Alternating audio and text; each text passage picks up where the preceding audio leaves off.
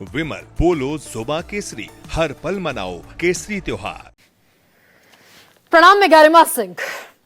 बात होगी बिहार चुनाव की ही, और बात होगी एक ऐसे शब्द की जिस पर बिहार चुनाव से ठीक पहले जबरदस्त घमासान हुआ और सवाल ये उठाए गए कि अवैध विदेशी जो हैं वो भारत की सरजमीन पर कैसे हो सकते हैं, वो भारत की इलेक्टोरल सिस्टम में भारत के कैसे हो सकते हैं, भारत की वोटर लिस्ट में कैसे हो सकते हैं, और घुसपैठिए भारत की सरकार कैसे तय कर सकते हैं जो विदेशी हैं और अवैध हैं हमारी धरती पर। और यही गरीबों का राशन हड़पते हैं, यही युवाओं की नौकरियां हड़पते हैं, बाकायदा चढ़वा लेते हैं वोटर लिस्ट में अपना नाम, उसे दस्तावेज के तौर पर प्रस्तुत कर देते हैं। तो ये सारे सवाल बिल्कुल जायज थे और इसके बाद चुनाव आयोग एक्टिव फॉर्म में नजर आया और सुप्रीम कोर्ट के टाइमिंग पर सवाल उठाने के बावजूद चुनाव आयोग ने कहा ना, हम घर घर जाएंगे, ये हमारा मैंडेट है, ये इलेक्शन कमीशन ऑफ इंडिया का मैंडेट है कि भारत में किसी भी राज्य में फ्री एंड फेयर इलेक्शन हो। तो हम घर घर जाएंगे, हम घर घर इन्यूमरेशन फॉर्म बांटेंगे, एक एक वोट को चेक करेंगे और एब्सोल्यूट प्योरिफिकेशन करते दिखेंगे हम वोटर लिस्ट का। शुद्धिकरण, एसआईआर नाम दिया गया उसे, स्पेशल इंटेंसिव रिवीजन, विशेष गहन पुनरीक्षण। और चुनाव आयोग ने कहा कि मैंडेट हमारा यह है कि कोई भी विदेशी नागरिक भारत में वोट नहीं कर सकता। अनुच्छेद 326 का हवाला दिया तो चुनाव आयोग ने एसआईआर कंडक्ट कराया। 30 सितंबर को वो फाइनल लिस्ट आ गई। बिहार में घुसपैठियों की समस्या थी, इसलिए प्योरिफिकेशन हुआ।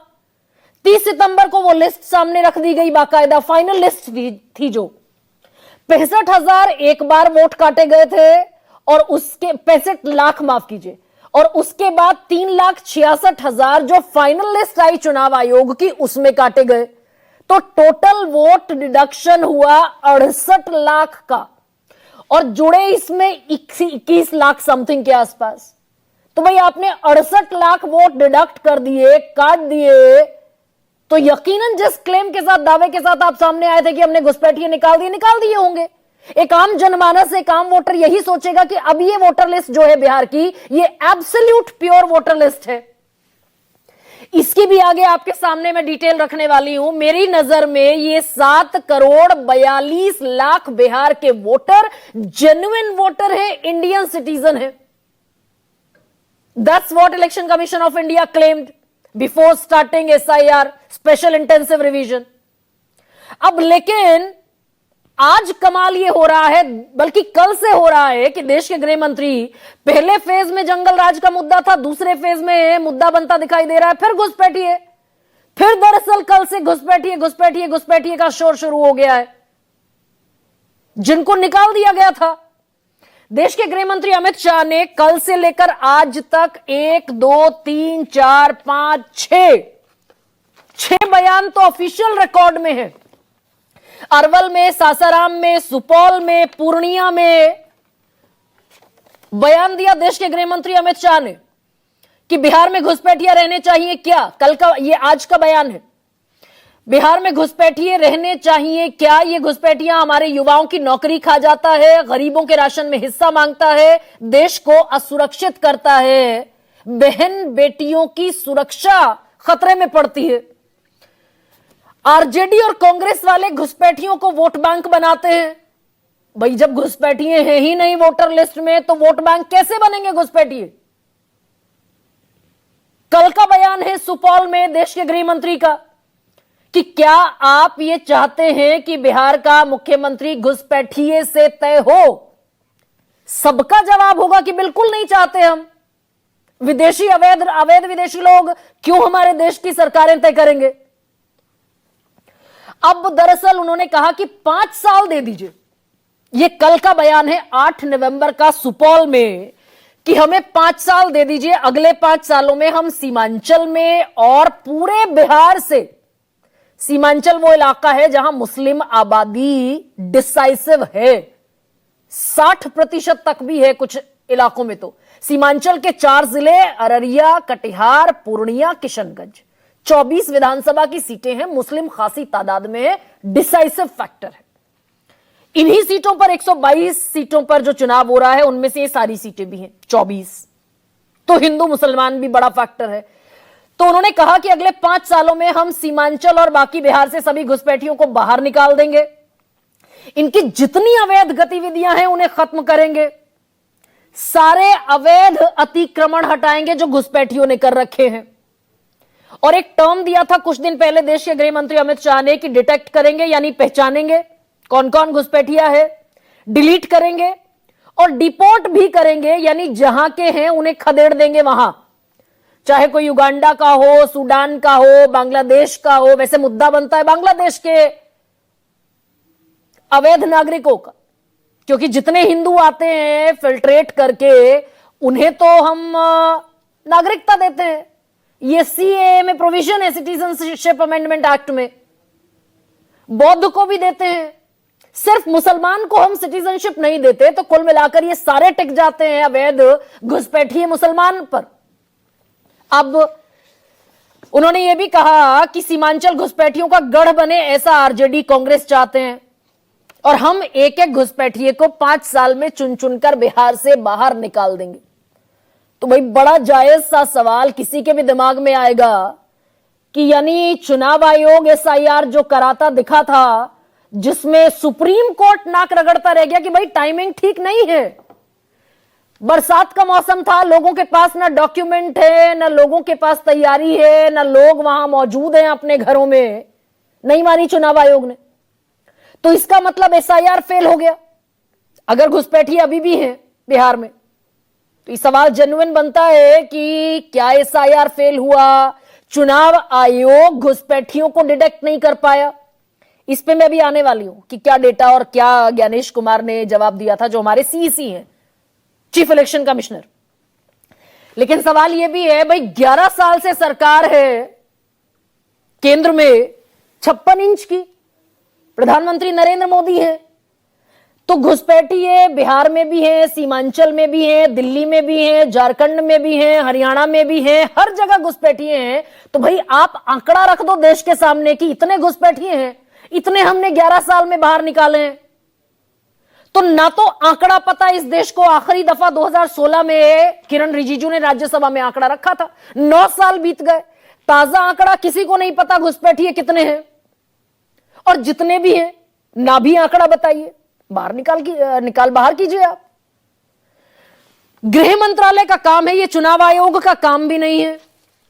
हालांकि चुनाव आयोग ने दावा जरूर किया था, और जब फाइनल प्रेस कॉन्फ्रेंस में चुनाव आयोग से यह पूछा गया कि भाई आपने घुसपैठिए का तो शोर मचाया था, कितने निकाले, तो ज्ञानेश कुमार कहते दिखे कि हमने बहुत सारे लोग ऐसे पकड़े जो मृत थे, फिर जो कई जगह पर लिस्टेड थे, फिर जो ट्रांसफर कर गए थे, और जो अपनी नागरिकता साबित नहीं कर पाए, ऐसे भी लोग थे।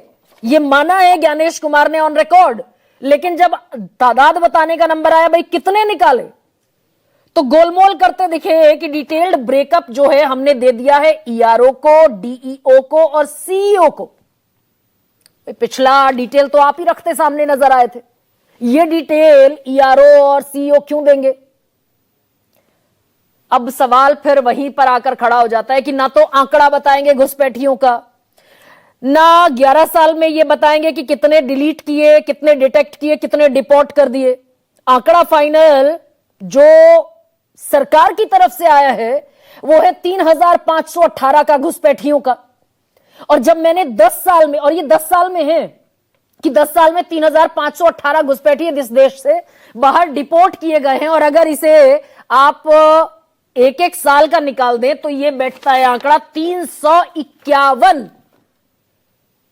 अब ये समझ से परे है कि शोर इतना ज्यादा है घुसपैठियों पर, घुसपैठिए घुसपैठिए घुसपैठिए, और हम निकालते हैं 2014 से 2024 तक 351 घुसपैठिए हर साल।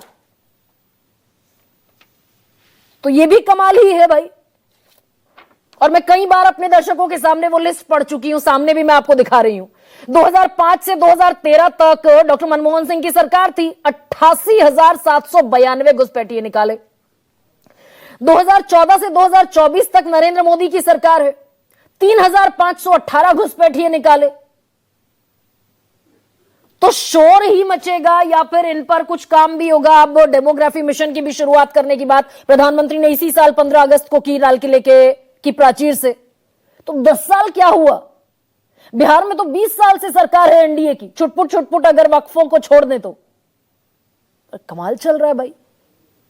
या फिर दरअसल जो असदुद्दीन ओवैसी कह रहे हैं, तेजस्वी यादव कह रहे हैं कि ये दरअसल घुसपैठियों के नाम पर हिंदू मुसलमान करना चाहते हैं, क्योंकि सीमांचल में मुस्लिम बहुल इलाके हैं और 47 सीटें बिहार की ऐसी हैं जो मुसलमान डिसाइड करते हैं किसको जाएगा वोट, कौन बनेगा वहां से विधायक। तो दरअसल ठीक वैसे ही यहां भी होता दिखाई दे रहा है क्या कि जो लोकसभा चुनाव में हुआ 2024 के, कि 2 चरण तक सिर्फ विकास था, विकास की बातें, और तीसरा चरण आते आते फिर बांसवाड़ा में, राजस्थान में, टोंक में 2 जगह प्रधानमंत्री नरेंद्र मोदी ने बयान दिया कि यह दरअसल इनका वोट बैंक आपका मंगलसूत्र ले जाएगा, ये सारी संपत्ति बांट देंगे अपने वोट बैंक को, जिसे प्रधानमंत्री मनमोहन सिंह कहा करते थे कि हमारा वोट बैंक उन्हें माइनॉरिटी वोट बैंक।